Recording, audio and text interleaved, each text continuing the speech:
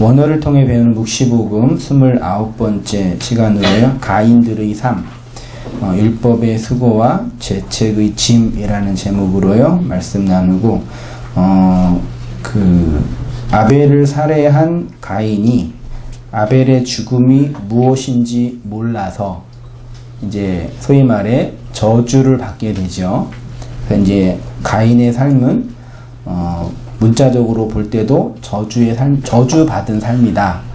이렇게 이제 말할 수 있어요. 우리가 일반적으로 생각하는 저주받은 삶은 되게 물리적이죠. 육체적이고, 세상적이고, 세속적이고, 현실적이고, 자본과 관련돼 있고, 그런 의미에서의 저주인데, 누누이 말씀드렸지만, 문명사적으로 가인의 문명과 아벨의 셋의 문명을 비교할 때 인류 문명사적으로는 가인의 문명이 훨씬 더 고도로 발전하고 부가가치가 높은 산업들을 잘 개발해서 소위 말해 잘 먹고 잘 산 사람들이에요. 그런 의미에서의 가인은 저주받은 사람이 아니죠. 세속적인 관점에서. 근데 성경은 가인에게 저주가 임하였다라는 측면이 있어요. 그럼 그 저주의 본질은 뭐냐? 그러니까 전체 논리는 이거예요. 가인이 아벨을 죽인 게 잘못한 게 아니라 아벨이 죽었는데 그 죽음의 내용이 무엇을 의미하는지를 모르는 그 무지로 말미암는 그 결과들을 쭉 이제 성경이 나열하고 있는 부분이거든요. 그래서 오늘은 그 부분을 이제 한 절만 중심으로 나누도록 할게요. 예수님은 진리를 알면 그 알미 자유를 준다고 하셨죠. 요한복음 8장 32절에 나누었던 것처럼 진리를 알지니 진리가 너희를 자유롭게 하리라. 알면 암이라는 건 자유를 주고 반대로 무지는 자유의 반대가 뭐겠어요? 포로됨? 억압? 아무튼 억압, 그러니까 모르면 억압을 당한다. 그러니까 알면 자유롭고 모르면 억압을 당한다. 이런 논리로 간단하게 이해할 수 있겠어요. 그러니까 진리를 알면 자유가 주어진다. 그쵸? 이 요한복음의 8장 32절의 이 말씀을 마태복음 이렇게 표현했어요. 수고하고 무거운 짐진 자들아 다 내게로 오라. 내가 너희를 어떻게 한다고요? 이렇게 쉼이 자유죠. 그쵸? 쉼이 자유죠. 모든 인간은 수고와 무거운 짐에 눌려있죠. 선악과목은 인류의 현실이고요. 수고하고 무거운 짐을 이제 새롭게 이제 번역을 하면 율법 아래서의 수고. 수고는 율법적 수고다 이렇게 정리하고요. 그 다음에 짐은 죄의 짐. 죄의 짐은 이제 죄책과 그러니까 죄를 죄책과 오염으로 일반적으로 구분을 하는데 죄책의 짐 그리고 죄의 오염의 결과를 짊어지고 가는 거. 그게 이제 짐이라고. 짐은 죄와 관련된 짐이다. 그 다음에 수고는 율법 아래서의 고생이다. 이렇게 정리할 수 있어서 수고하고 무거운 짐질 때 수고라는 단어가 한번 헬라어 공부했었을 때 기억나세요? 수고가 힘들게 일하면 코에서 뭐가 나요? 피가 나죠? 그래서 코피 아오 이게 수고라 그랬죠? 코피가 날 정도로 수고한다.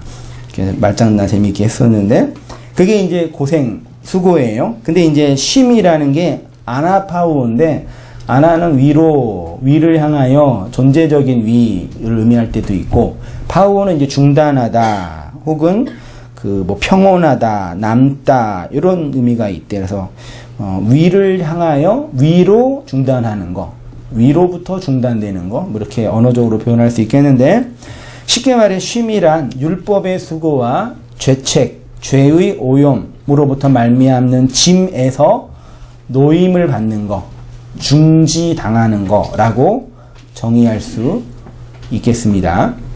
그러나 가인은 이렇게 율법의 수고와 죄책의 짐에 눌려 있지요. 가인의 삶에는 신미라는 게 없지요. 율법의 수고와 죄책의 짐만 가득할 뿐입니다. 그래서 가인은 죽어야 되죠. 가인은 죽어야 되는데 가인을 안 죽이시고 아벨을 대신 죽인 거에서 가인이 죽는다는 얘기는 가인의 삶의 죽음. 그래서 가인과 가인의 삶을 이제 구분을 해서 설명드리는 거예요. 그러니까 제가 말씀드리고 싶은 가인의 삶은 율법적인 수고와 죄책의 짐을 따라 살아가는 인생이 가인들이다. 아셨죠? 그게 죽어야 된다. 성경은 가인의 삶, 가인의 죽음을 아벨의 죽음으로 설명하고 있고요. 그럼 이제 가인의 죽음이 아벨로 실현되고 아벨의 죽음으로 셋으로 부활했죠. 그러면 셋이 진리 안에서 살아가는 성도의 모습인데, 근데 창세기 4장 전체에 주요 인물은 가인과 아벨이랑 셋인데 가장 많이 나온 인물은 누구겠어요? 가인이에요. 그러니까 가인의 그 모습이 담고 있는 여러 가지 이제 상징적 의미가 우리 안에 그대로 이제 내포되어 있는 거죠. 그래서 그 모습을 가인의 고백을 통해서 한번 확인해 보는데 11절과 12절과 13절과 14절에 저주받은 가인의 모습이 그대로 나와 있죠. 땅이 입을 벌려 내 손으로부터 아우의 피를 받았은즉 땅에서 저주를 받게 됐죠. 12절에는 내가 밭을 갈아도 땅이 다시는 그 효력을 내게 주지 아니할 것이요 너는 땅에서 피하여 유리하는 자가 될 것이다. 13절에는 내 죄벌이 지기가 너무 무거우니다 고백했고, 14절에는 내가 주의 낯을 배웁지 못하리니 땅에서 피하여 유리하는 자가 된다. 그랬는데 오늘은 12절만 하고요. 14절은 12절과 반복되는 부분이 많이 있어서 제끼고, 13절은 죄벌이에요. 인류 문학사에서도 중요한 이제 죄와 벌, 그렇죠? 선과 악, 그 다음에 이제 죄와 벌을 경험하는 죄책감, 혹은 용서 등등과 관련된 되게 이제 인간적인 그 죄론에 대한 표현이 있는데, 그거는 다음 주에 기회 되면 해보고는 12절 중심으로 12절 다시 보세요. 같이 한번 읽어볼게요. 12절에 보이시죠? 시작. 내가 밭을 갈아도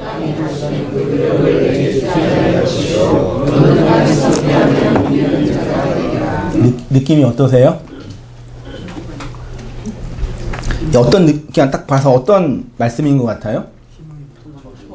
그러니까 열심히 일해도 돈 못 번다. 백날 일해봐라. 맨날 가난하게 산다. 너 건강 살피지? 너 저주받아 죽을 거야. 암 걸릴 거야. 뇌졸중으로 쓰러질 거야. 이런 식의, 그러니까 우리가 일반적으로 이렇게 기본적으로 이렇게 무서워하는 그런 일이 없기를 바라는, 또 작나요, 사모님?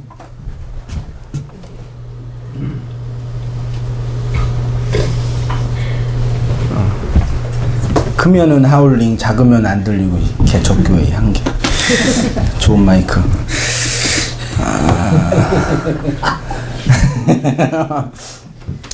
뭐 돼야 되죠? 하여튼 되게 느낌은 안 좋죠. 되게 선악구조 속에서 인과응보적인, 그게 이제 저주라고 이제 문자적으로 말하고 있어요. 과연 그럴까? 우리가 생각하는 저주, 성경에 말하고 싶은 저주, 가인에게 임한 저주의 본질은 뭘까? 한번 볼게요. 가인의 삶 보세요. 가인의 삶은 율법의 수고와 죄책의 짐, 죄의 오염의 짐을 진 삶이었죠. 결국 아벨의 죽음이 자신에게 무엇을 의미하는지 모르기 때문에 이렇게 경험되는 거죠. 그러니까 아벨이 죽었는데, 그리스도가 죽었는데 그 죽음이 나한테 뭔지를 모르니까 나타나는 결과가 율법의 수고와 죄책의 짐이고, 그걸 저주라고 표현한 겁니다. 그리스도의 죽음이 무엇인지 모르는 자들에게 고스란히 나타나는 삶의 내용이라고도 생각이 됩니다. 12절을 보니까 내가 밭을 갈아도 땅이 다시는 그 효력을 내게 주지 아니할 것이요 그랬네요. 이 의미를 보니까 밭이라는 단어가 히브리어로 뭐라고요? 아다마예요. 아다마. 히브리어 알파벳 마 뒤에 해가 딱 이렇게 있어요. 아다마. 이게 뭐죠? 아담이에요. 아담이 뭐예요? 원래 아담이 사람. 그러니까 아다마가 흙이에요. 이 아다마가 흙이고, 요 아담이 이렇게 있어서 죄송해요. 알아서 이해하세요? 사람이에요. 요 담이 기억나세요? 피가 뭉치면 담이 되죠? 진짜 그러나요? 여기 뭐예요? 담이? 이게 피예요. 그래서 그러니까 알레비의 이게 아담이고, 그러니까 이게 명사로는 사람이란 뜻이고, 그 동사로는 붉다, 붉게 되다. 그러니까 붉은 것이라는 형용사가 아니라 붉게 되다. 그게 동사로는, 그러니까 아담 안에는 사람이란 뜻이라 명사로, 동사로는 붉게 되다, 붉게 물들이다 그 뜻이에요. 근데 그 여기에 해가 붙어가지고 이게 호흡, 존재를 상징하거든요. 그래서 이게 흙 혹은 흙보다는, 그러니까 직역하면 붉게 물들여진 땅, 기름진 땅을 무슨 땅이라 그래요? 그 옥토가 원래 색깔은 검해요, 빨개요? 기름진 땅을 빨간색이라 그러죠. 희한하죠. 그러니까 빨간 땅, 빨갛게 물들여진 땅, 옥토. 그래서 씨가 심기우면 열매를 잘 내게 하는 옥토. 그게 이제 아다마예요. 그러니까 하나님이 아담을 어디서 만드셨어요? 아다마에서 만들었어요. 흙에서 만들었어요. 그래서 아담이 그 생명을 담고 있는 어떤 모습을 표현하죠. 그래서 이 아다마인데요. 이 아다마는 사람과 불다를 의미하는 아담과 관련돼 있습니다. 그러니까 아담은 알레프, 배우다, 담, 피를, 그러니까 아담은 피를 배우는 사람, 얘기했던 것 같기도 하네요. 아다마에서 아담이 나왔는데, 땅, 아다마는 사람이 경작할 수 있는 붉은 것을 의미해요. 땅으로서의 사람에게서 양식의 열매로 맺혀지기 위해서는 그 땅이 붉게 물들여야 되죠. 그러니까 옥토밭이 됐다라는 얘기는 붉게 물들였다 그 뜻이에요. 그래서 그거예요. 당연히 그리스도의 피가 우리의 마음 땅이 인간의 마음이잖아요. 근데 그 땅이 생명이 깃드는 땅이 되려면 피가 물들여져야 되는 거예요. 말하자면요. 붉게 물들일 때 진짜 양식이 흘러나와 자유케 되는 거예요. 지난주에 자유는 그러니까 안다라는 걸, 인식론적으로 안다라는 걸 먹는다 그렇게 표현했죠. 아는 건 뭐 하는 거라고요? 먹는 거. 그래서 자유하게 된다는 얘기는 풍족히 먹는다, 배부르게 먹는다 그랬어요. 그러니까 양식은 어디에서 나와요? 땅에서 나오잖아요. 땅에서 열매가 나와서요.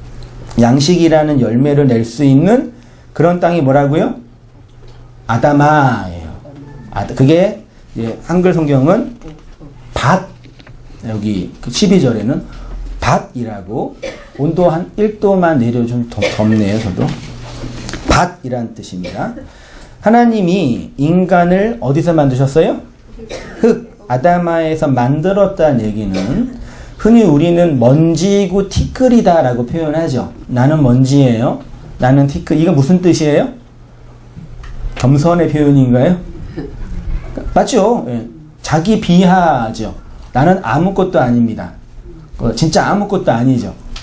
그러니까 우리가 흙에서 왔다, 먼지에서, 아다마에서 왔다라는 1차적인 의미는 그 먼지, 티끌, 아무것도 아니라는 걸 상징해요. 그쵸? 그 아무것도 아닌 존재를 반대편으로 보면 양식을 낼 수 있는 땅을 상징해요. 뭐가요? 아다마가요. 여러분이 아다마에서 왔다면서요. 그러니까 요거를 자기 비하적으로, 자기 낮춤의 표현도 나는 먼지이고 없음입니다 라는 이 고백뿐만 아니라, 또 한편으로는 이 아다마가 의미하는 건 생명을 내는 땅이다. 그걸 말씀드리고 싶은 거예요. 그러니까 우리의 근원이 아다마라는 것은 우리는 먼지이고 없음이고 티끌이란 측면뿐만 아니라 반대편으로 뭐라고요? 생명의 먹을거리인 양식을 낼 수 있는 마음 땅을 표현하는 거죠. 그러니까 두 가지예요. 우리의 근원은 먼지이고 티끌이다라는 얘기는 자기 겸손과 비하뿐만 아니라, 그런 우리에게 하나님이 뭘 이렇게 산출하겠다라는 얘기죠. 뭘 끄집어내시겠다라는 표현이죠. 그게 누구라고요? 여러분이라고요. 여러분이 나는 먼지입니다라는 그 고백은 그냥 자기 비하만 생각하지 마시고, 또 한편으로는 이런 흙인 나를 뭘 내겠다라는 하나님의 의지를 아셔야 한다는 얘기죠. 그 땅을 열심히 갈아도 열매가 나오지 않는다는 것은 단순히 일을 해도 돈을 벌지 못한다는 의미가 아닙니다. 너희를 진짜 자유하게 하는 그 양식은 내가 아무리 노력해도 그 땅에서는 나오지 않는다라는 거죠. 왜요? 그 땅이 저주를 받았어요. 쉽게 말해 율법이라는 이 아래의 세상은 밭을 갈라고 주신 땅인데 이 세상은 그래서 아담에게 하나님이 그 에덴 동산을 만들어 놓고 명령 두 가지를 했죠. 에덴 동산을 경작하고 지키라 그랬어요. 경작하고 지키라. 경작하다가 아바드라는 단어고 지키다가 샤마르라는 단어거든요. 그러니까 샤마르는 이제 이렇게 가드하는 거, 이렇게 나쁜 사람을 지키는 게 아니라 그 땅의 진위가 뭔지를 알라라는 거라고 말씀드렸고, 아바드는 일하고 섬기는 거예요. 그래서 에덴 동산, 그러니까 결국 에덴 동산은 인간의 마음 땅을 상징하는 거고, 너희가 그 땅을, 우리가 마음 땅이에요. 그 땅을 잘 뭐예요? 샤마르하고 아바드하여서 열매를 생명나무 열매를 내게 하는 것이 하나님이 우리에게 주신 말하자면 의지와 명령인 거죠. 그러니까 성경에서 성도를 농부라고 표현하는 것도 그러니까 우리가 농사를 져요. 어디에다요? 땅에다. 그 땅이 어디예요? 우리 마음 땅이라고요. 내가 내 마음 땅을 잘 일구어서 열매를 내는 거예요. 그거를 하나님이 우리에게 말씀하시는 거란 말이에요. 이해되시죠? 이거지, 예. 쉽게 말해 다시 읽어볼게요. 율법이라는 이 아래의 세상은 밭을 갈라고 주신 땅인데 이 땅에서 아무리 열심히 율법의 수고를 하여도 진리로 자유롭게 하는 그 양식을 얻지 못할 것이다 라는 말씀입니다. 효력을 내게 주다가 원어로 야샤프 나탄이래요. 요 야샤프가 히브리 사전 3254번이 나왔는데 더하다 증가하다 라는 동사래요. 근데 여기에 사용된 각주를 보니까 창세기 30장 24절에 같이 보이시죠? 같이 읽어봅니다. 시작. 그 이름을 요셉이라 하니 여호와는 다시 낳은 아들을 내게 더하시기를 원하노라 하였더라. 요셉이 히브리어로 요세프죠? 야샤프에서 왔어요. 요셉이라는 단어가 가지고 있는 건 뭐냐면 더하시다, 더하시다라는 뜻이에요. 그러니까 요셉이 더해진 거예요. 그러니까 요셉이 더해져서 뭐가 됐어요? 애굽의 총리가 된 거죠. 애굽의 총리가 돼서 무슨 일을 했어요? 양식을 관장하는, 곡관 열쇠를 관장하는 자가 됐죠. 그러니까 요셉하면, 성경에서 요셉하면 아브람과 이삭과 야곱을 완성한 하나님 아버지를 상징해요. 누가복음 15장에 그 탕자가 주염열매를 먹으면서 뭘 생각했어요? 내 아버지의 집에는 풍족한 양식이 가득하다. 아버지의 집에는 뭐가 있다고요? 나를 풍요롭게 하는 양식. 그러니까 성경이 말하는 아버지, 그 아버지가 상징하는 의미는 뭐예요? 여러분 아버지 하면 어떤 느낌이 드세요? 근엄하고 율법적이고 이런 분도 계시죠? 성경이 말하는 아버지는 풍요로운 곳간이에요. 그러니까 아버지의 집, 그러니까 우리가 기도할 때 하나님 아버지 할 때 그 아버지는 풍성한 곳간, 아부라는 게 집에 하나님 자신이 계시는 거거든요. 양식이 가득한 그 곳이 아버지예요. 아버지. 그러니까 아버지는 나한테 뭘 주시는 분이라고요? 양식. 그게 하나님이라고요. 근데 요셉이 그 아버지를 상징하는 거예요, 이미. 그래서 요셉에게 가면 양식이 흘러오는, 그게 요셉이 어떻게 양식을 이게 보관하게 됐냐? 하나님이 더하시는 은혜, 그게 야샤프라고요. 근데 가인에게는 야샤프 나탄, 더하게 하는 은혜가 없다. 이렇게 말하고 있는 거예요. 자, 야샤프는 더하다, 증거하다란 뜻이고, 나타는 요 구약에서 많이 사용된 단어인데, 이게 세우다란 뜻인데, 언약을 할 때 뭘 세웠죠? 돌 세우든지, 요 세우는 거, 언약을 세우다. 나탄이에요. 땅을 경작하는 이유는 열매를 양식으로 먹기 위함이겠지요. 양식은 진리로 자유하게 하고 안식하게 한다고 했습니다. 이 양식이 우리에게 어떻게 건네졌냐면 아담아인 나에게서 예수의 십자가가 세워져, 아담이 세워져 더해진 것이다. 야샤프하게 된 것이다. 그러니까 내가 밭을 갈아도 땅이 다시는 그 효력을 내게 주지 아니할 것이요. 사모님 온도 내리셨어요? 더 내려주세요. 왜 안 내려가지?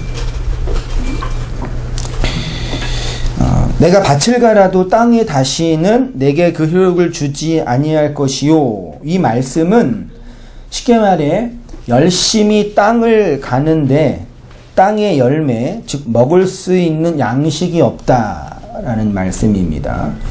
아래의 세상에서 열심히 배우는데 위의 것을 알지 못한다는 것이고, 율법 아래서 죽도록 수고하는데 진리로 안식하지 못한다는 것이고, 수고하면 수고의 대가로 열매를 얻는데 그 열매는 우리가 먹을 수 있는 양식인데 그 양식을 먹는 게 자유라고 했는데, 수고하는데 먹을 수 있는 양식이 없는 그 상태가 가인이 받은 형벌인 거죠. 이것이 가인들의 삶에 고스란히 나타나요. 바울은 이러한 점을 이렇게 설명했죠. 항상 배우나 끝내 진리의 지식에 이를 수 없다. 배운다, 항상 배운대요. 그렇지만 진리의 지식 안으로 거하지 못한다. 진리를 알지니 진리가 너희를 자유롭게 하리라 했습니다. 그래서 우리는 자유하기 위해서는 진리를 배워야 되죠. 무지를 알무로 바꾸는 과정이 배움이에요. 성경에서 중요한 성도의 덕목 중에 하나가 배우는 거거든요. 이게 일반적으로 사회학적으로도 보더라도요, 강팍하다는 거랑 팍팍하다는 거랑 똑같아요, 달라요? 강팍한 거랑 팍팍한 거. 팍팍한 느낌이 뭐예요? 아, 좀 팍팍해, 우리 삶이. 그거 뭐예요? 느낌이 안 오세요? 아, 좀 이렇게 잘 안 되고, 좀 시간도 그러니까 여유가 없다. 네, 그래요. 재정적으로든, 건강적으로든, 환경적으로든, 좀 여유가 없는, 피곤한 삶. 그렇죠. 일요일날 예배 오고 싶은데 일하러 가야 되고, 좀 이렇게 쉬는 날 쉬고 싶은데 쉬지 못하고, 이런 게 좀 소위 팍팍한 삶이죠. 좀 팍팍한 삶을 우리 좀 고단하게 해요. 그래서 여유롭게 살면 좋겠죠, 인간적으로라도. 근데 강팍함이라는 건 뭐예요? 마음이 딱딱하게 굳어 있는 상태예요. 그 성경적인 표현에서. 근데 성경이 누가 강팍하다라고 표현하냐면 배우지 않는 사람이에요. 그러니까 이게 단지 그 학교 공부하는 배움이 아니라 내 밖에 있는 세계를 받아들이는 인식 체계예요. 근데 이게 나이가 들면 들수록 사람은 점점 뭘 잘 받아들여요? 아니면 이렇게 잘 받아들이지 않아요? 나이가 드셔도 느끼세요?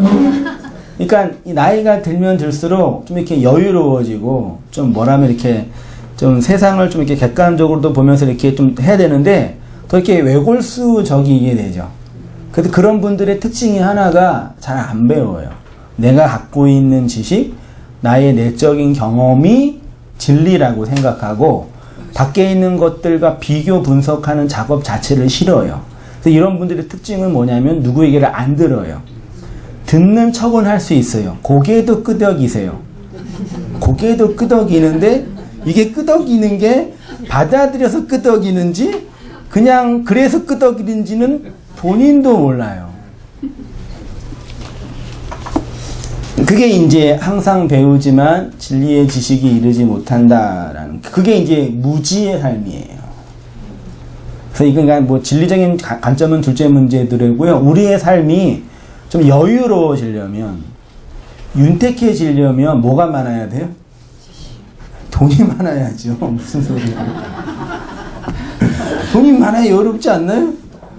돈 버는 걸 저는 못 가르치니까 그걸 이제 딴 사람한테 배우시고 근데 그거는 또 다른 문제고, 배움의 이 틀이 깊어야죠. 그러니까 많이 배운다는 얘기가 아니라 좀 받아들이는 폭이 넓어야 돼요. 이것도 이제 또 잘못 오해하면은 그냥 아무거나 다 받아야 된다 오해할 수 있는데, 일단은 그렇게 이해하시면 돼요.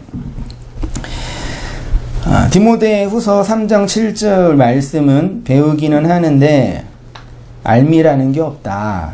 이것의 가인들의 비극이에요. 수고하는데 열매가 없고 밥을 먹는데 계속 배우죠. 여러분은 진리를 잘 배우고 계시는 거죠? 절 안 쳐다보고 땅을 보시네. 진리의 지식에 이르고 계시는 거죠? 그래서 잘 모르겠어요. 옥선이 내가 아는 건지 모르는 건지 있는 거 꼭 그런 분들 계셔요. 이렇게 한번 말씀드릴게요. 진리를 배우고 진리에 이르는 성도에게 있어서 하나 분명하게 경험되는 요소가 뭐냐면, 내가 그 말씀으로 죽어가는구나 라는 자기 죽음에 대한 자각입니다. 내가 충분히 알겠어요. 내가 충분히 그 진리가 뭔지 깨달았어요. 잘 몰라도 내가 이렇게 죽어가는구나를 자각하면 된 거예요. 그러세요? 갑자기 분위기 싸해지네. 싸해지는 분위기. 꼭 죽으라 그러면서 싸해지더라고요. 자기 죽음에 대한, 그러니까 난 죽었다 이게 아니더라도 이렇게 죽는구나 이런 거 있죠. 꼭 진리가 아니더라도 인생 살면서도 이러다가 지금 망할 수 있구나 그럴 때 있었잖아요. 실제로 망하기도 하셨고. 그러니까 그런 식의 내적 경험 말씀으로 말미암는. 그럼 자기 죽음이라는 게 뭐냐? 내가 스스로 죽지 못하니까 하나님이 나를 죽이시는구나를 경험합니다. 율법 아래서 수고하는 그 모든 수고 있죠. 율법의 수고. 그 율법 아래서 수고하는 그 모든 수고를 그리스도가 제로로 만드는 그 경험이 내 죽음의 경험이에요. 죽는다는 게 뭐라고요? 이 아래의 세상에서 내가 하는 모든 수고들 있죠. 그거를 제로로 만들어요. 그래서 그리스도의 은혜가 우리한테 떨어지면 필연적으로 나오는 질문이 어차피 제로가 될 거. 왜 그걸 열심히 해야 돼요? 라는 질문이 반드시 남아요. 그런 질문이 안 나오면 은혜가 아니라니까요. 그리스도는 우리의 모든 행위를 뭘로 만든다고요? 제로로 만들어요. 그러면 우리의 행위가 필요해, 필요 없어요? 필요 없으니까 어떤 얘기를 해요? 그렇게 할 필요가 뭐가 있냐? 어차피 그리스도의 은혜인데. 이런 질문이 반드시 나와요. 근데 성도의 자기 죽음 속에서의 경험은 나의 모든 행위를 그리스도가 제로로 만드는데 그 행위가 필요 없는 게 아니란 말이에요. 마치 촛불이 불을 태우기 위해서는 촛농과 심지가 태워지는 것처럼 그리스도의 은혜는 나를 태워서 나타나는 거라니까요. 믿으십니까? 중요해요. 그러니까 내 행위가 필요 없다는 얘기는 시간적으로 물리적으로 필요 없다는 얘기가 아니라 나를 타고 일하시는 거예요. 하나님이 나를 태우고 일하시는 거예요. 내 행위를 삭제하여 일하신다고요. 지성소 안에 그 성막 안에 법궤 안에 뭐가 있어요? 쌍난지팡이, 아론의 쌍난지팡이, 그 다음에 십계명 돌판이랑 만난가리가 있잖아요. 그게 뭘 상징해요? 인간의 율법적 행위예요. 그거를 덮는 게 속죄수의 은혜지요. 그게 없는 게 은혜가 아니라, 여러분 아시겠어요? 그래서 우리는 이 땅에서 열심히 율법으로 주어진 세상을 열심히 사는 거예요.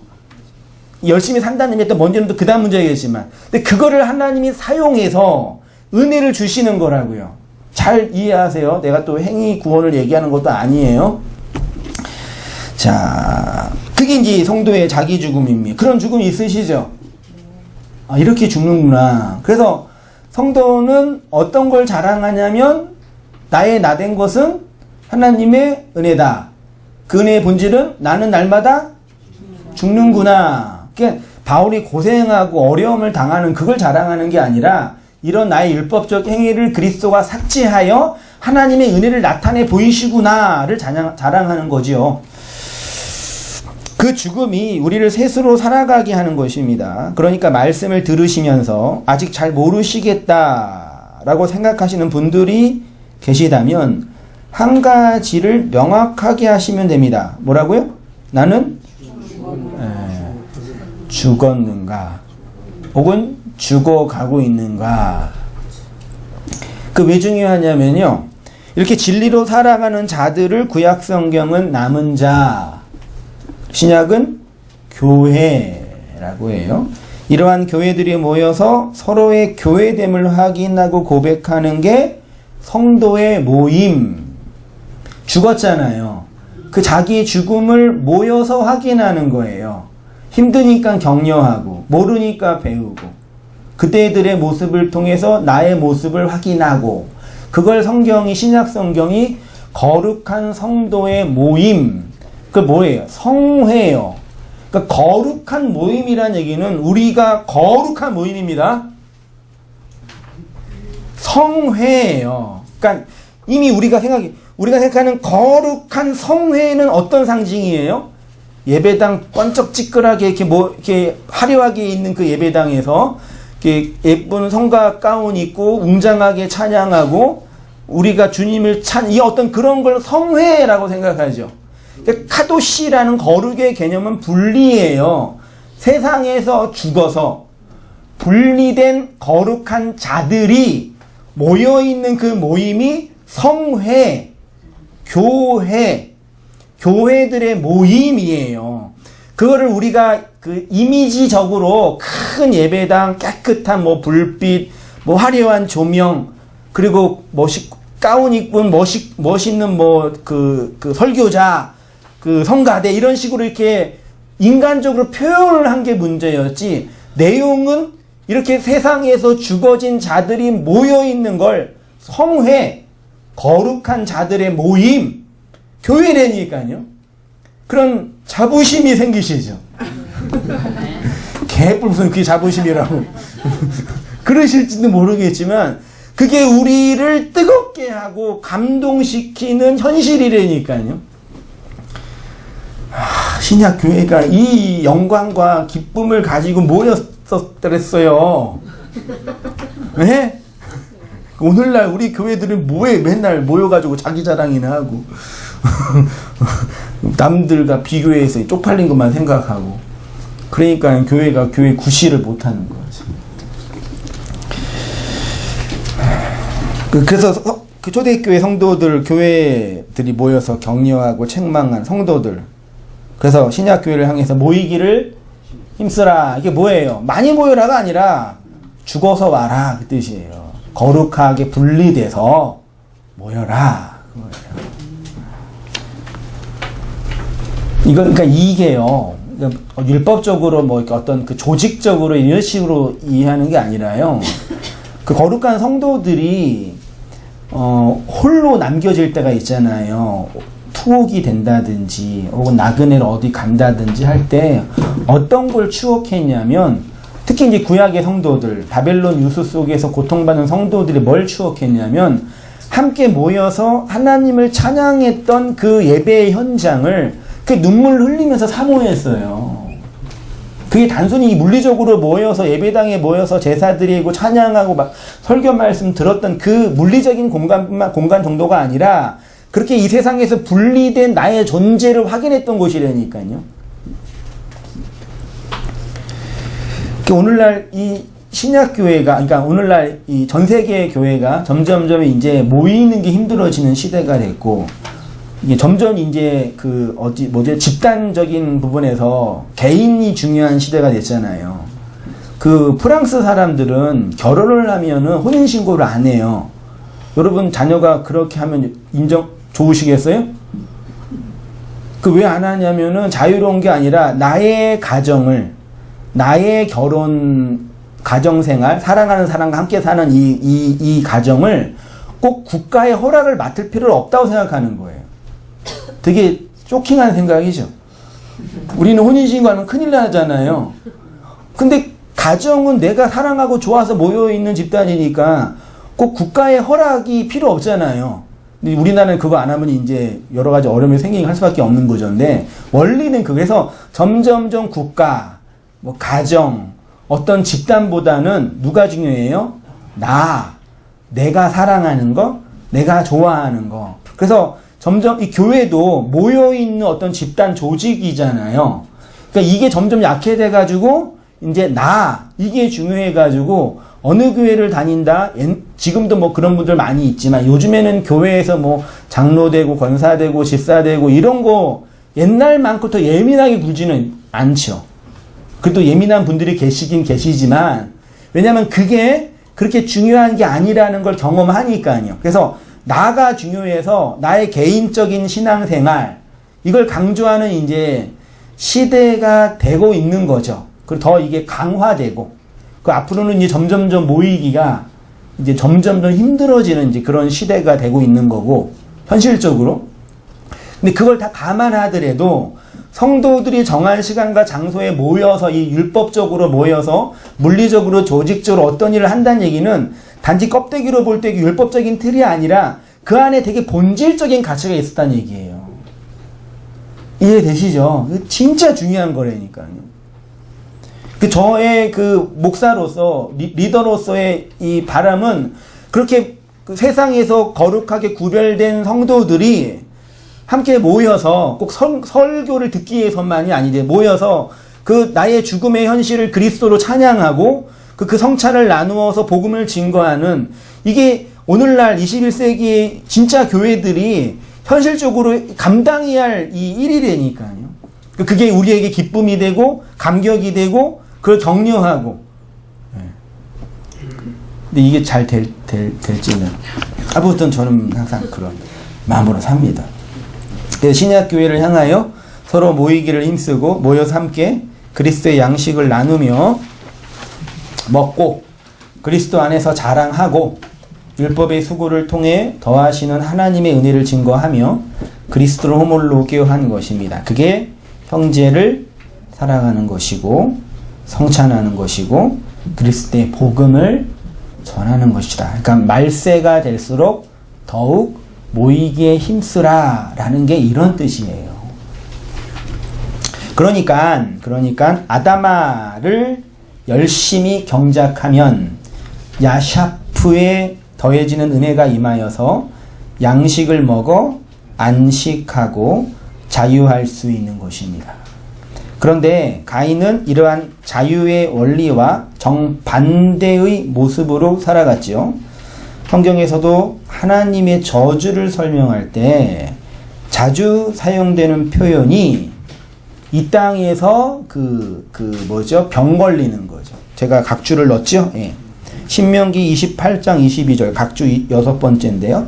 여호와께서 폐병과 열병과 염증과 학질과 한재와 풍재와 썩는 재앙으로 너를 치리니, 여기에 한재, 풍재, 썩는 재앙의 본질은 뭐예요? 곡식을 말라 비틀어져서 죽인다. 그러니까 구약시대 농경사회 때 곡식이 죽는다는 얘기는 생존이 이제 없다 그 뜻이거든요. 그게 하나님의 저주였어요. 양식이 없는 거예요. 물리적으로. 근데 여러분 실제로 이 땅에 우리가 육체적으로 먹을 양식은 있어요, 없어요? 이 땅에 하나님이, 저도 이렇게 경제활동하고 있으면서 느끼는 거지만 이 땅에서 우리가 먹는 거, 이렇게 생존할 필요한 그 양식들이 있잖아요. 그거는 하나님이 다 주셨어요.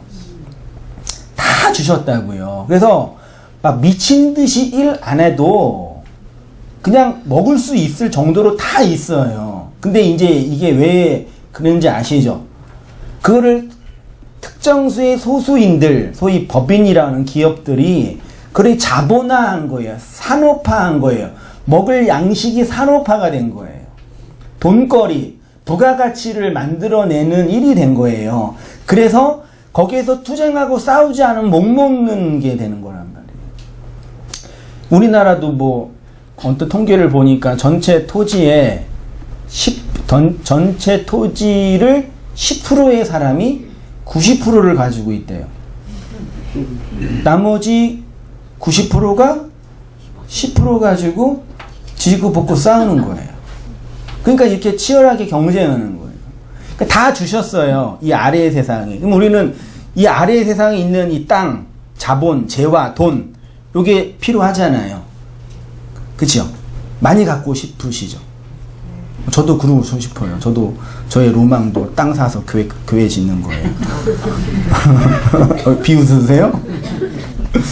얼마나 언제까지 월세살이 해야 돼요? 임대차 법 생각하면서 5년 되면 나가야 되나 고민하고 그럼 인테리어 다 어떻게 해야 돼 이거 누구한테 팔아야 되냐 항상 고민해야 하잖아요. 될지는 모르겠지만 근데 이 아래의 세상에 있는 것들은 다 좋기 때문에 어떻게 얻으면 돼요? 네? 노력해서 안 돼요. 노력 안 하셨어요? 경쟁하고 이기는 법칙이 있죠. 돈을 버는 법칙이 있잖아요. 아세요? 알면 이러고 살까 우리가? 그거를 잘해서 열심히 경쟁해서 싸워서 쟁취하면 벌어요. 그걸 뭐 하나님께 기도하고 뭐 이렇게 뭐 따지고 안 그래도 돼요. 왜요? 그게 힘드니까 이게 안 되는 거예요. 왜냐 워낙 세상은 고수들이 판을 치고 있기 때문에 수에서 밀려요. 예? 그래서 못 보는 거예요 우리가요. 근데 여러분 중에 한두 번 그런 분이 나오셔서 그러면 좋은 거예요. 그러니까 그거는 이 세상의 원리니까 선악 원리고 인과율이니까 이 아래의 세상에서 이렇게 싸우고 투쟁하고 이렇게 얻어내면 돼요. 하나님이 주신 거라고요. 그거를 가인이 잘했다고요. 그러니까 가인 문명과 셋의 문명삭적으로 볼 때 창세기 4장 이하의 가인은 성을 세웠어요. 이미 성을 세워서 그 문명, 노래도 만들고 말하자면 산업도 발전해서 부가가치가 높은 산업을 만든 거예요. 그래서 자기네 문명을 만들어서 이렇게 세상을 정복했다고. 이게 가인의 삶이라고요. 근데 그거를 왜 하나님께 달라고 그러냐고요. 하나님이 다 줬어 내가. 근데 가인 좀 그걸 잘해 걔네가 그 기술력이 좋아. 그게 가지고 가는 거거든. 네가 그걸 정말 원하면은 얘네 기술력 있잖아. 그거 좀 배우고 열심히 해서 이겨야 돼. 이해되시나요? 그러니까 이게 20세기, 21세기 자본주의 산업화가 되면서 교회에서 신앙으로 돈 번 뻥친 분들이 많이 계셔가지고 이게 우리도 알게 모르게 신앙이 좋고 이렇게 기도를 많이 하면 우리 선조의 땅이 나한테 돌아오고 내가 산 땅이면 그렇게 생각하는데 그거 다 거짓말이에요. 지극히 이 세상의 원리예요. 그러니까 어떻게 해야 돼요? 이 세상의 원리에 빠삭해야 돼요. 그래야지 돈 벌어요. 그걸 가인이 잘했다고요. 근데 성경은 가인을 뭐라 그래요? 이 땅에서 저주받고 유리하고 도망 다니는 인생이었다고요. 아니잖아요. 떵떵거리며 성지면서 잘 살았다고요. 근데 성경은 가인은 유리하고 방황하는 자래요. 이 차이 아시겠어요? 근데 우리는 교회 와서 말씀 들으면서 하나님께 하나님 은혜를 안 구하는 건 아니죠. 구하긴 구하는데 마음 한편에 이만큼이라도 그거 없어요? 없냐고요. 그러니까 하나님 그거 아니라고 하는데 계속 이게 있는 거예요. 요거 가지고 그래도 내 은혜를 내가 하게 나는 요거라도 어떻게 좀 안 되시겠냐고. 안 된다고요. 계속 마음속에 기복주의든 뭐 율법주의든 묵시복음이든 상관없어요. 우리가 자본과 돈과 상관없이 어떻게 살아요 세상에서요. 그게 가인의 삶이라니까요. 제일 저급한 기독교가 기복주의 기독교예요. 아싸리 그냥 이 세상에 돈 버는 법칙을 그냥 하든지. 성경에서 하나님의 저주를 설명할 때 주로 나타나는 것이 땅에 양식을 내지 못하는 상황입니다. 우리 인생이 그리스도는 양식을 내지 못하는 그 상황을 상징하는 겁니다. 아모스서 8장 11절 주 여호와의 말씀이니라 보라 날이 이를지라 내가 기근을 땅의 기근이 양식이 나지 않는 기근을 보낸데 양식이 없어 주림이 아니며 물이 없어 가람이 아니요 뭐라고요? 여호와의 말씀을 듣지 못하는 게 기갈이다. 양식과 물이 상징하는 것이 여호와의 말씀을 듣는 것입니다. 육체가 먹을 양식과 물은 있는데 영혼을 살게 하는 진리의 양식이 없는 그 상태에 대해서 말씀하는 겁니다. 하나님의 말씀이 들리지 않는 거죠. 들어도 회의적 질문만 나오는 거예요. 그러니까 질문도요, 긍정적인 질문이 있고요, 부정적인 질문이 있어요. 회의적 질문이 있고, 그러니까 문제를 내용을 더 확장하는 질문이 있다고요. 회의적 질문, 그러니까 질문을 많이 해. 근데 정말 그 말씀이 말하고 싶은 그 내용에 대해서는 관심이 없는 질문만 하는 거예요. 듣긴 듣는 거죠. 들어도 자신의 죽음을 자각하지 못하는 그 상태가 여호와의 말씀을 듣지 못한 기갈입니다. 이렇게 야샤프의 은혜가 없이 살아가는 가인은 결국 어떻게 됐어요? 땅에서 피하여 유리하는 자가 됐죠. 여기서 말하는 땅은 아다마가 아니라 에레츠예요. 에레츠는 뭐냐면 창세기 1장 1절에 태초에 하나님이 천 샤마임 지 에레츠를 창조 발아했다 그랬죠. 그러니까 에레츠는 샤마임의 짝이에요. 그러니까 하나님의 원래 의도는 뭐냐면 땅이 뭐가 되는 거예요? 하늘이 돼서 하나가 돼. 그게 바라예요. 아래의 세상으로 주신 것이 이것을 통해서 위 하늘이 되면 창조됐다라고 하는 그게 에레츠예요. 근데 앞에 그러기 위해서 가인에게 뭐 하셨냐면 아담과 가인에게 땅을 경작하고 지키라 그랬죠. 그때 그 땅은 에레츠가 아니라 아다마예요. 아다마, 피가 물들여진 땅, 기름진 땅이에요. 양식이 나오는 땅, 피가 물들여진 땅을 신약 성경은 뭐라 그래요? 피밭, 아겔다마라고 하잖아요. 그 아겔다마가 나중에는 뭐라 됐어요? 나그네들의 무덤이잖아요. 그게 신약의 교회예요. 그러니까 우리의 마음에 그리스도의 피가 떨어져야 표현하자면 양식을 내는 옥토밭이 되는 거예요. 근데 가인은 바짝 메마른 땅에 인류 문명만 세운 거라니까요. 그러니까 거룩한 성도들이 모여서 뭘 찬양하고 뭘 높여야 되는지 아시겠어요? 차라리 이 땅에서 굶어 죽어야 돼요. 그러면 안 되지만 비참하지만 그런 결연의 의지를 가지고 살아야 된다니까요. 될지는 모르겠지만 밥 한 끼 굶으면은 정신 못 차리잖아요. 우리는 성도가 이 땅에서 추구해야 할 거는 가인의 가인의 문명이 사모하고 그걸 추구하는 게 아니라 이 피밭으로 뿌려진 그리스도의 피로에서 나오는 그 열매, 그 양식, 그걸 자랑하고 그걸 증거하는 거란 말이에요. 그게 아다마예요. 근데 그 아다마가 아니라 에레츠예요. 에레츠는 차마임과 짝이 되는 단어입니다. 태초에 하나님이 천지를 창조하셨을 때 지에 해당하는 단어가 에레츠예요. 아다마에서 양식을 얻지 못하니까 야샤프하지 못하니까 땅에서 하늘드지 못하고 땅에서 뭐예요? 피하여 유리한 자는 자. 그러니까 땅을 왜 주셨어요? 하늘대라고. 근데 땅이 하늘 안 되고 어떻게 해요? 땅에서 유리하고 방황하는 자가 되죠. 그러니까 문자적으로 볼 때 가인은 유리하고 방황하지 않았어요. 성을 짓고 나그네로 안 살고 고착화돼서 문명을 세웠어요. 근데 하나님 보시기에는 땅에서 유리하고 방황했어요. 왜요? 이 땅에서 고착화돼서 성짓고 떵떵거리며 사는 게 하나님의 의도가 아니라 이 아래의 세상을 통해서, 아래 것을 통해서 위의 것을 알라고 아래를 주셨어요. 그러면 이 아래가 아무것도 아니라는 걸 알면 하늘을 되는 거잖아요. 그게 양식을 내는 땅이라고요. 근데 그걸 모르니까, 그리스도의 피, 아벨의 죽음이 뭔지 모르니까 이 땅에서, 이 땅이 전부인 양, 영원한 양, 문명사를 지으며 성을 지으면서 높이 올라가는 거예요. 그걸 성경이 유리하고 방황하는 거라고 하니까요. 피하다가 누아라는 단어인데, 흔들리다, 비틀거리다, 방황하다, 이런 단어 뜻이라고요 해요. 이스라엘이 광야 여정에서 방황할 때 사용된 단어라고 하고요.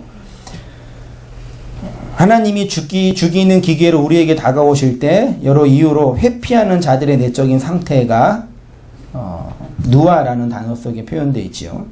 자신의 모습을 정확히 직면하지 못하여 여러 가면을 쓰면서 회피하는 자들을 대표하는 것입니다. 하나님의 마음이 임하는 땅이 되지 못하는, 마음 땅이 되지 못한 그 상태. 유리하다는 누드, 비슷한 단어래요. 그러니까 옛날 성경은 유리하고 방황하다 돼 있어요. 옛날 성경은요. 예수님이 마태복음인가요? 거기에서 무리를 보시고 민망히 여기시니 이는 저들이 목자 없는 양같이 유리하고 방황하다 그랬죠. 그거예요. 근데 이 두 단어가 분사형, 그 다음에 미완료. 분사형은 반복되는 상태고요.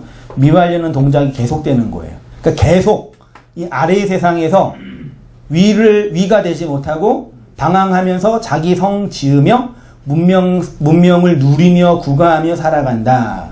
그러니까 엄밀한 의미에서 우리가 이 세상이 좀 맛이 없어야 돼요. 좀 재미없어야 돼요.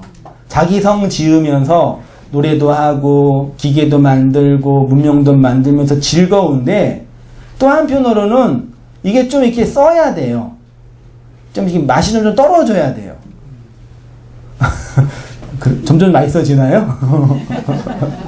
아, 여긴 내가 영원히 있을 곳은 아니지. 네. 좀 그래야 돼요. 너무 또 심하면 또 하늘로 올라가 버리니까 조심을 하셔야 되는데, 좀 그런 게 있어야 되니까요. 계속 이 땅에서 유리하고 방황하는 거죠. 하늘이 되지 못한 땅에서 계속 유리하고 방황하게 된다는 것입니다. 땅에서 양식을 얻어내지 못하니 하늘이 되지 못하여 유리하고 방황하여 살게 됩니다. 살아있으나 진짜 살아있지 못하고 죽어있으나 진짜 죽지 못하여 산 것도 아니고 죽은 것도 아닌 그 상태. 그게 뭐예요? 구천. 구천이 뭐예요? 9개의 하늘이에요. 원래 하늘이 열이거든요. 열이 되지 못한 그 마지막 9수. 그 하늘을 살고 있는 자들이 누구라고요? 귀신이에요. 누구예요? 가인들이 귀신이라니까요. 유리하고, 그러니까 성을 져서 자기 문명을 구가하는데 유리하고 방황해요. 여기 갔다가 저기 갔다가 이게 저거냐 저게 저거냐, 만족이 없어요. 성을 지으며 사는데 계속 지어야 된다니까요. 그리고 자기 회피 능력과 방어 능력이 너무 뛰어내요. 그 그리스도의 말씀이 나를 살해하는 기계 칼날로 올 때 본능적으로 회피해요. 회피 기동력이 뛰어나니 가인들은요. 들어도 안 들리는 거죠. 산자도 아니고 죽은 자도 아니고. 그 귀신은 속에 뭐가 있어요? 왜 귀신이 돼요? 그 한은 다른 말로 하면은 용서하지 못한 마음이에요. 용서하는 마음이 자유잖아요. 자유가 없는 마음이 그거의 분노, 원수 맺음이잖아요. 이 슬피 울며 이를 간다 그랬잖아요. 이를 왜 갈아요? 바득바득 이를 가는 이유가, 겉으로 볼 때는 그 원수 맺음과 분노지만 내용적으로 보면은 이빨과 이빨 사이에 양식이 없으니까 이를 가는 거예요. 그러니까 양식이 없는 그 상태가 이를 간다. 양식이 없으니까 자유하지 못하, 먹는 게 자유로운 거니까요. 자유하지 못하죠? 양식이 없으니까 용서하지 못하죠? 그러니까 분노하죠? 그러니까 미워하죠? 이게 가인들의 모습이고 그게 귀신이라니까요. 그 귀신이 진짜 하늘로 올라가려면 반드시 무슨 작업이 필요해요? 그의 고통, 그의 한 있잖아요. 그 바득바득 그 이빨 가는 그거 있잖아요. 그거를 누군가가 좀 풀어줘야지, 풀렸다. 그리고 올라가잖아요. 10개 하늘로 올라가는 거예요. 그게 원래, 그러니까 진짜 제가 생각해도 다 있었을 거예요, 아마. 그러니까 부처는 죽어서 간 어떤 세상이 아니라 어디예요? 가인들이 살고 있는 9개의 세상이라니까요. 여기에서 우리가 다 뭐 때문에 살아요? 사람을 움직이는 가장 강력한 힘은 공포심인데, 반대말로 하면 두려움인데, 그걸 반대말로 하면은 뭐죠? 군대에서 용어로 뭐라 그래? 악으로 깡으로 배웠어요? 네. 군대에서 군생활 잘하려면은 악으로 깡으로. 이게 뭐예요? 이 손에서 올라오는 이 분노잖아요. 이걸로 살잖아요. 그러니까 가인의 문명을 확장하는 힘은 그거예요. 그 세상 문명이 사람들을 어떻게 다루냐면 계속 부추기는 거예요, 그걸. 계속. 좋은 말로는 열정이라고 하는데, 본질로 들어가면 악다구라 그러나요? 깡다구, 악다구? 해가지고 그걸로 이제 해서 거기서 경쟁해서 이기게 해요. 이게 아직 극화돼서 애가 완전히 상실되는 현장이 전쟁이에요. 전쟁 나면 다 군인들이 가서 총 쏠 줄 알죠? 총 쏘서 사람 죽일 줄 알죠? 원래 사람이 사람 못 죽여요. 그래서 어떻게 하냐면은 피를 봐야 돼요. 누가 피를 보면 이제 눈이 이제 뒤집어져가지고 그때부터 이제 전투가 이루어지는 거예요. 그 전쟁에는 항상 전쟁 현장에는 항상 인간성이 말살돼요. 어느 데나 다 그랬어요. 그러니까 그거는 극악으로 갈대의 현실이고, 우리 일반적으로 평화의 시대에도 이 자본주의 문명, 가인의 문명이 기본적으로 유지되기 위해서는 계속 그걸 자극하는, 우리가 보고 있는 거 자극받는 게 다 그런 거예요. 그게 아름답게 포장돼서 이렇게 있는 거예요.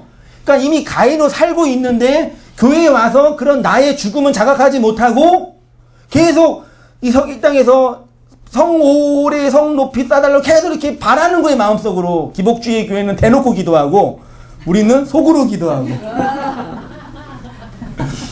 차라리 대놓고 기도하세요. 에? 그거나 그게 죽는 거라니까요. 여러분 중에 아직도 하늘의 짝이 되지 못하여 땅에서 유리하고 방황하는 삶이시라면, 우리의 마음을 붉게 하는 그리스도의 은혜로 양식을 내는 삶이 되시기를 간절히 기도드립니다. 성도의 마음에 붉게 물들인 그리스도의 보혈로 더하시는 은혜로 말미암는 풍성한 양식이 흘러나오기 때문입니다. 이것이 진리로 자유케 되는 삶이며 그리스도가 주시는 쉼입니다. 이 은혜로 살아가시는 모든 성도님 되시기를 축원드립니다. 기도드리겠습니다. 하나님 아버지 집에 있는 그 풍성한 양식으로 우리를 먹이시고 섬기시고 돌봐주시니 감사합니다. 여전히 죽음의 현실과 삶의 현실에서 정리되지 못하고 고단함 속에서 아파할 때도 있지만, 그리스도의 열심과 은혜로 우리를 이끄시고 붙잡아 주시는 그 말씀 의지하며 살아가는 저희의 모든 삶들 되어지도록 하나님 인도하여 주시옵소서. 바라옵기는 그리스도의 보혈로 뿌려진 이 옥토밭 안에서 아름다운 열매, 양식이 되는 그 열매를 내어서 하나님께 영광이 될 뿐만 아니라 그리스도의 교회로, 거룩한 무리로, 성도로 살아가는 저의 모든 삶들 다 되어지도록 아버지 인도해 주시고 은혜 내려 주옵소서. 감사드리며 예수님의 이름으로 기도합니다. 아멘.